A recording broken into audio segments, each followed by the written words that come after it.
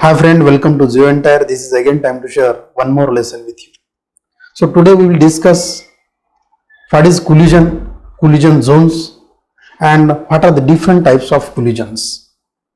So there are three types of collisions, that is the oceanic collision, ocean continent collision and continent collision. These three aspects I am going to discuss in detail. So first we will see what are collision zones.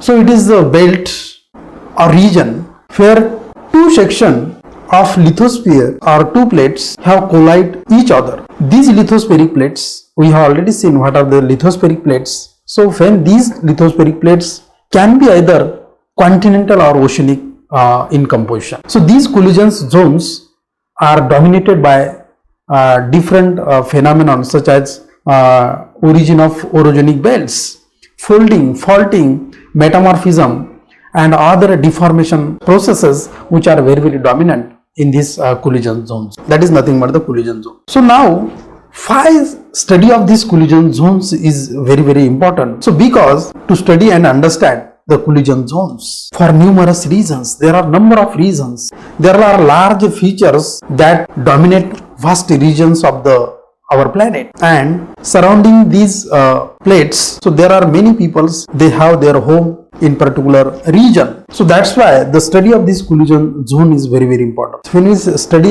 these collision zones are generally tectonically very active, and they create some earthquakes, maybe shallow earthquake, deep earthquake or intermediate earthquake. Sometimes there may be volcanic activities, and due to the volcanic activities there are a lot of gases sprayed into the atmosphere. These type of hazards are sprayed in that area, and people who live near these places, they have effect of such phenomenon. So when two plates collide with each other, then there is a formation of mineral deposits also. So there are some advantages, some disadvantages of these collisions also. Disadvantages in terms of earthquake, in terms of volcano eruption. But when we see the positive side of this collision, there is a formation of mineral deposits in that particular region. So these mineral deposits can be used for the economic deposits or economic benefits. Moreover, we can say that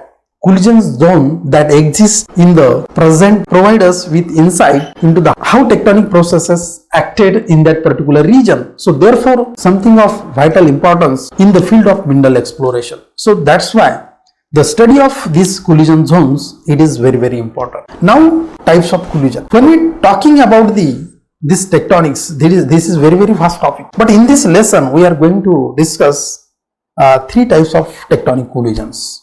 So first one is the ocean collision, second one is the ocean continent collision, and third one is the continent collision. These three aspects I am going to discuss with you. So what is ocean collision? When two oceanic plates collide with each other, suppose you can see in my side figure, when two oceanic plates collide with each other, then such collision is called as ocean collision. So in this case what happens?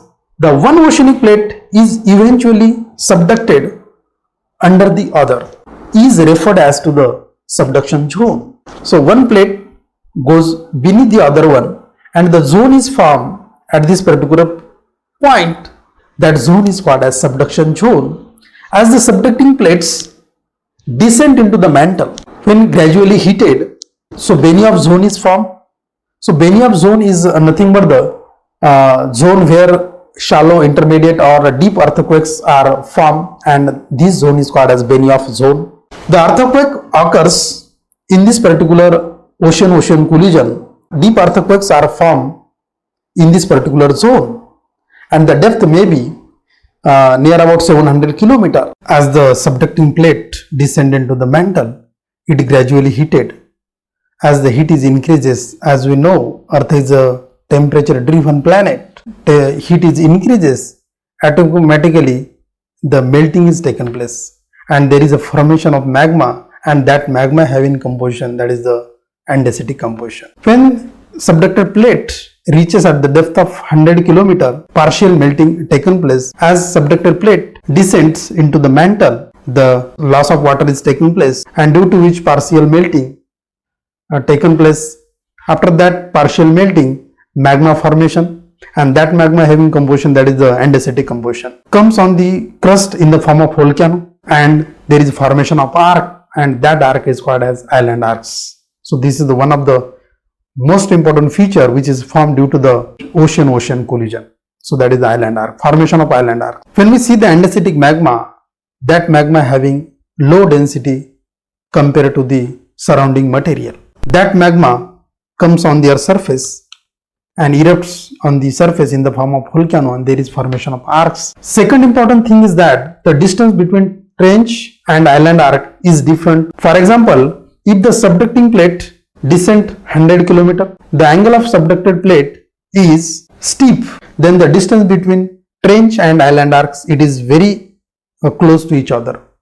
If the angle of subduction it is very low or it is shallow, then the distance between trench and arc, it is very high. The main features which are found because of the ocean-ocean collision, the swell is seen by the bulge of subducted plate into the mantle. It is known as trench. The forearc ridge contains highly deformed sedimentological rocks and highly metamorphosed rocks. The back arc region is located behind the island arcs. They can show compressed and extended rocks. So this is nothing but the ocean-ocean collision. Ocean-continent collision, in which what happens? One is the oceanic plate. There are again two plates are there.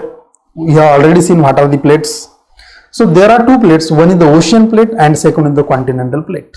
When these two plates move towards each other, obviously the oceanic plate having high density compared to the continental plate. So these oceanic plates gradually subducted into the continental plate. So there is a formation of accretion wedge. The sediments are deformed and there is a formation of accretion wedge. There is formation of again Benioff zone as like ocean.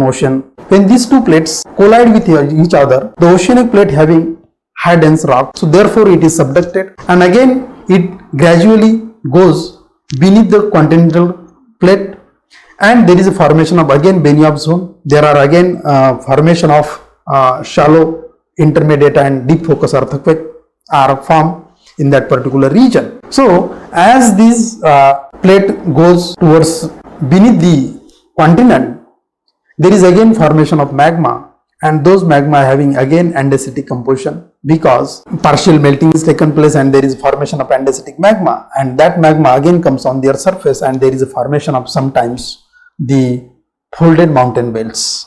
There is again deformation taken place. These mountains having roots are also formed. There is formation of accretion wedge. The sediments are compressed and there is a formation of accretion wedge. You can see in side figure. So in this way there is formation of different structures. So now third one, that is the continent-continent collision. In continent-continent collision there are again two plates, but these plates are the continent. So therefore there is a neither creation of trench, there is a neither creation of subduction zone. So when these two plates collide with each other, then there is a formation of suture zone. These continents are connected to each other. After connecting, there is a formation of mountain beds. One of the best example in India, that is the formation of Himalaya. When we see the Himalaya, so one is the Indian plate and other one is the Eurasian plate. These two plates are collide with each other. Such type of collision is called as continent-continent collision. In this case, the mountains are formed, and these mountains are generally having a very high. There is a deformation is taken place. There is a underthrust faults are formed. There is a granitic plutons are also found in that particular case. So these are the features which are found in this particular continent-continent collision. Other thing is that this is also the source of earthquake. In that region we can find out lot of earthquakes each and every year happening. Some are maybe shallow focus earthquake, some are intermediate focus earthquake, and some are the deep focus earthquake, which are also found in that particular region. So this is nothing but the continent-continent collision. So this is nothing but the continent-continent collision. So in this lesson, I have told you what is collision zones. 5 collision zones are important, and there are 3 types of collision, that is the ocean-ocean collision, ocean-continent collision, and continent-continent collision. This aspect I have discussed in this lesson. If you like my lesson, so share and subscribe my YouTube channel, that is Geo Entire, all about the earth.